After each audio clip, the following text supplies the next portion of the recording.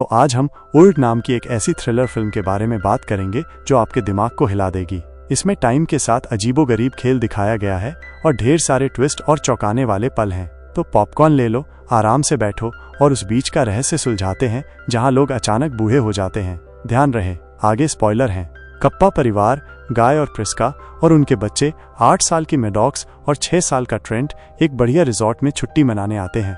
अपने कमरों में सेटल होने के बाद ट्रेंट की दोस्ती इडलिब नाम के एक लड़के से हो जाती है और वे मिलकर रिजॉर्ट के दूसरे गेस्ट से उनके नाम और काम पूछते हैं और इडलिब ट्रेंट को एक सीक्रेट कोड बताता है जिससे मैसेज समझ में आते हैं। इसी बीच गाय और प्रिस्का बात करते हैं कि ये उनकी आखिरी ट्रिप है जो वो बच्चों को अपने तलाक से पहले देना चाहते थे और प्रिस्का के पेट में ट्यूमर होने से ये और भी मुश्किल हो जाता है। नाश्ते में चार्ल्स नाम का एक डॉक्टर अपनी यंग वाइफ क्रिस्टल, बेटी कारा और माँ एग्नेस के साथ बैठा होता है। पास ही पैट्रिसिया नाम की एक औरत को मिर्गी का दौरा पड़ता है जिसमें चार्ल्स मदद करता है और उसका पति जर्न भी मदद करने की कोशिश करता है।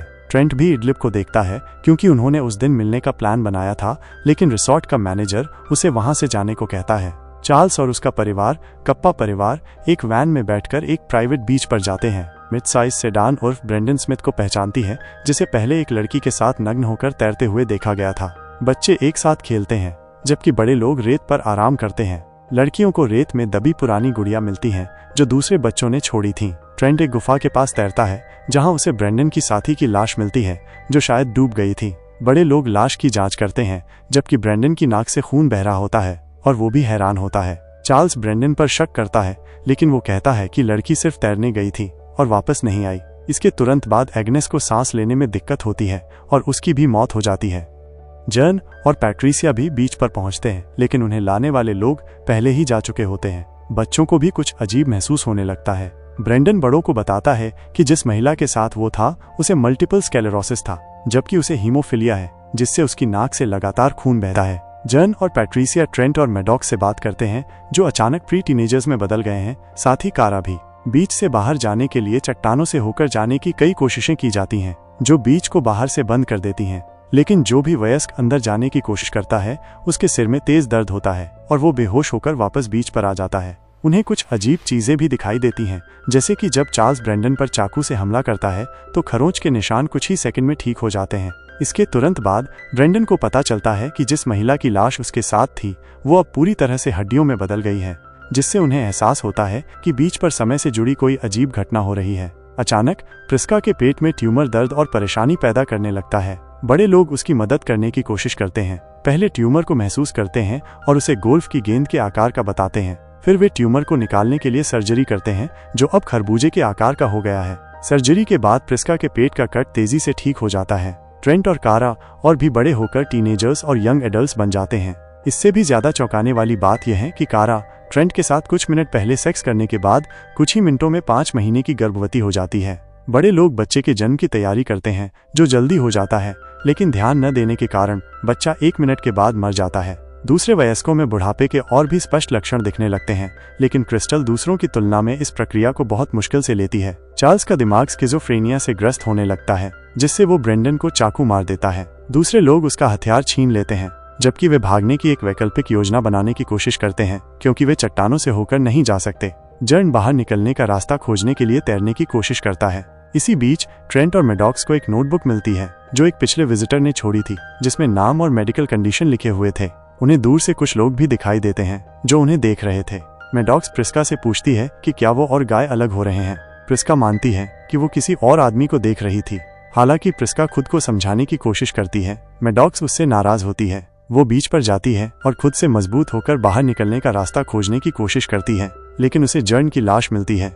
जाहिर है जर्न की लाश देखकर बेहोश होने और डूबने के बाद पैट्रिसिया को एक घातक दौरा पड़ता है। कारा फिर बेताब होकर बाहर निकलने का रास्ता खोजने की कोशिश करती है और चट्टानों पर चढ़कर ऊपर तक पहुंचने की कोशिश करती है, लेकिन इससे पहले कि वो काफी ऊपर पहुंच पाती वो भी बेहोश हो जाती है और गिरकर मर जाती है, जिससे ट्रेंट टूट जाता है। अब रात हो गई है। चार्ल्स पूरी तरह से पागल हो गया है जबकि क्रिस्टल भी अपनी तेजी से बढ़ती उम्र और बिगड़ती शारीरिक स्थिति से अपना मानसिक संतुलन खो रही है। उसकी पीठ पर कैल्शियम का कुबड़ निकल आया है।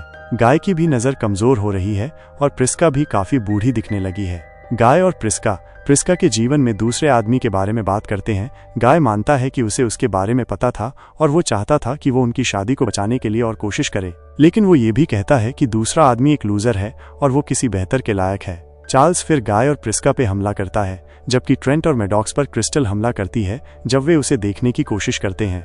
वो उनका पीछा गुफा में करती है और उसका शरीर भयानक कोणों पर मुड़ और विकृत हो जाता है और वहीं उसकी मृत्यु हो जाती है। प्रिस्का फिर चार्ल्स पर एक जंग लगे चाकू से वार करती है, जिससे उसके शरीर में एक संक्रमण तेजी से फैलता है और उसकी मृत्यु हो जाती है। कप्पा परिवार बीच पर आग की रोशनी में इकट्ठा होता है, जहां समय तेजी से बहता है। बूढ़ा गाय, जिसके शब्द धुंधले पड़ रहे हैं, अपनी बात कहने के लिए संघर्ष करता है, लेकिन उसके दिल में एक सच्चाई चमकती है। वो प्रिस्का से कहता है, मैं तुमसे प्यार करता हूँ प्रिय। इन आखिरी शब्दों के साथ वो धीरे से मर जाता है, जबकि प्रिस्का की आंखों में आंसू आ जाते हैं। वो खड़ी होती है, लेकिन जल्द ही उसकी ताकत जवाब दे जाती है और वो उसके बगल में गिर जाती है, जहां वो हमेशा के लिए लेट जाती है। उनके बच्चे आकाश के नीचे शोक मनाते हैं, क्योंकि उनके माता पिता चुपचाप लेटे हुए हैं। सुबह ट्रेंट और मैडॉक्स अब 50 के दशक में हैं।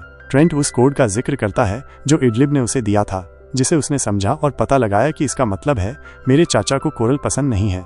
भाई बहन पास ही एक कोरल रीफ देखते हैं और समझते हैं कि यही उनका बाहर निकलने का रास्ता है। दोनों वहां तैरते हैं, लेकिन मैडॉक्स के कपड़े कोरल में फंस जाते हैं। जब दोनों वापस नहीं आते हैं तो थियो, वैन ड्राइवर, जो परिवारों को बीच पर लाया था, एक चट्टान पर अपने अवलोकन पोस्ट से अपने बॉस को रिपोर्ट करता है कि ट्रायल 73 के सभी सदस्य मर चुके हैं। जब थियो रिसोर्ट में और एक प्रयोगशाला क्षेत्र में वापस ड्राइव करता है तो पता चलता है कि रिसोर्ट एक मेडिकल रिसर्च टीम के लिए एक मुखौटा है।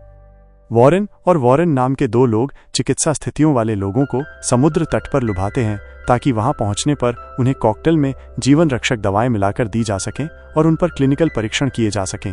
वे जानते हैं कि अलौकिक समुद्र तट संभवतः रहस्यमय मूंगे द्वारा संचालित बुढ़ापे की प्रक्रिया को तेज करता है, इसलिए वे बेहतर परिणामों के लिए परीक्षणों को एक पूरे दिन तक सीमित कर देते हैं। उन्हें विश्वास है कि उन्होंने पैट्रिशिया के मिर्गी का इलाज कर दिया है, क्योंकि उसे 8 घंटे तक दौरा नहीं पड़ा, जो समुद्र तट पर लगभग 16 वर्षों के बराबर है। रिसोर्ट मैनेजर और अन्य लोग उनके नवीनतम शिकारों को फंसाने की कोशिश करते हैं, जब तक कि ट्रेंट और मैडॉक्स, जो खुद को मूंगे से मुक्त करने में कामयाब होते हैं, उन्हें रोक नहीं देते। ट्रेंट को एक आदमी मिलता है जिससे उसने तब बात की थी जब वो बच्चा था।